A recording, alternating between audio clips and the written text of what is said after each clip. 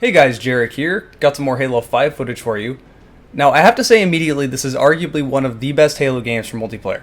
Out of the entire franchise, this includes Halo 1 through 3. I still prefer Halo 1, but with all of that said, I have some really big bones to pick with this game. A lot of things in it are driving me crazy, and the most one is an issue that will most likely be solved within time, but as of right now, there is no social playlist in the game, which is fucking idiotic.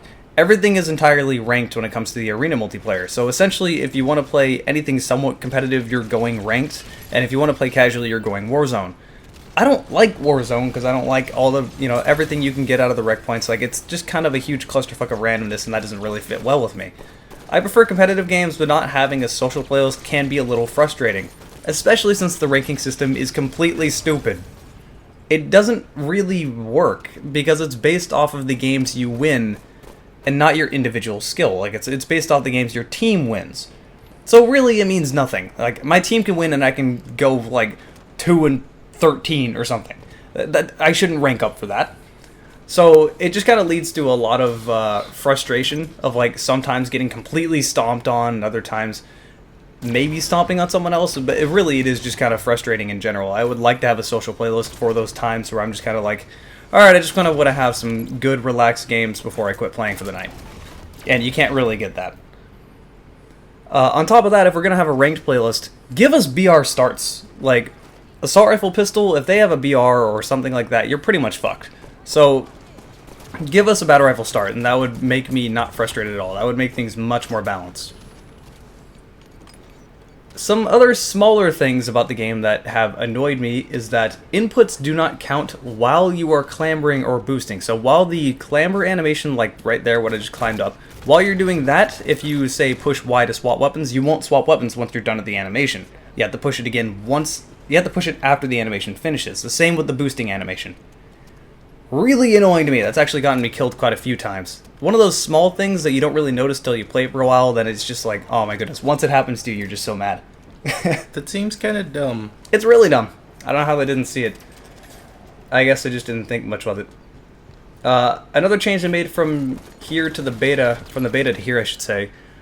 The radar range is too short. Way too short. They have reduced the range from, I think it was 30 meters to 18 meters. Pretty huge reduction, but it's so minimal that it's almost useless. Why even have a radar if you're much more reliant on sound whoring and visual feedback? Like, the radar has always been a very big part of Halo, and it's pretty much useless now, so it needs to be buffed. I don't want it to have as much range as it did in the beta, because I do think it had a little bit too much, but 18 meters is too little. Maybe have it be like 22. But there needs to be a little bit more feedback, especially since the game is so fast-paced. People will be on you before you really even notice on the radar. Now, I know you're probably going to be saying, well, just pay more attention. But even if you're paying perfect attention, they're on you before you can really respond to it, so kind of frustrating. And the last one, this is a really, really fucking big issue right now. The aiming is broken. Entirely broken. They are having the same issues that Halo 3 has in the Master Chief Collection. Okay, so first off, the aiming horizontally is faster than the aiming vertically. That's intentional. It annoys the crap out of me, but that's intentional. The problem is when you aim diagonally, it's entirely messed up. It goes a little bit slower than everything else. Your aim, like if you look at me trying to aim diagonally, it will be really jittery. I cannot consistently aim. So if anyone jumps as I'm shooting at them, I won't get that kill. Like, they're definitely going to kill me. And it's not just because my aim is, like, terrible or anything. My aim isn't bad. I've played Halo since Halo 1. I'm a fairly good player when it comes to Halo, but it's just so broken. I saw those air quotes. But, I would say I'm a Halo veteran. I've been playing since Halo 1. My aim is not this bad. And aiming diagonally is just really, really broken. I hope they fix it. The amazing thing about this, like I said, Halo 3 in the Master Chief Collection has the same issue, and it was never patched. How can you be so incompetent that you let the same problem happen twice? Maybe they didn't see it as a problem? Oh, everyone did. It made a pretty much on forums, on their subreddit, everywhere. Everyone's like, hey, this is really, really annoying. Like, right there, as you can tell, my aim was all over the place. It was stuttering left and right. It was just really awkward. So, I really, really hope they'll patch it. I really hope they'll fix it. They probably will. There's been so many posts on the subreddit, and they've all been upvoted hundreds of times, basically saying the same thing of the aiming feels really fucked up. So this is something that really has been killing the game for me. Well, I've never played, but I just want to play devil's advocate here. Maybe when it comes to the list of issues that they have to fix, it wasn't as high up and maybe just never got around to being addressed. I would argue that your aim in a game that requires aiming as consistent as Halo is #1 priority, aside from the game like crashing and whatnot. But my goodness, this is a really big issue that makes the game almost unplayable.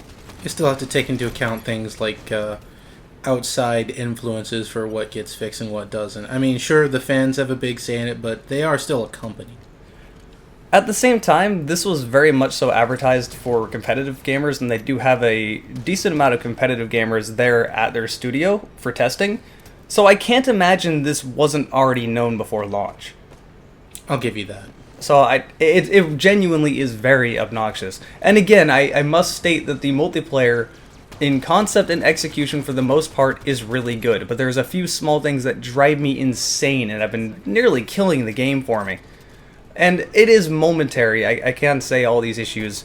I can't imagine they will be left this way forever. I mean, they've, for the most part, done a pretty good job talking with the community and whatnot. But yeah, it'll be fixed over time.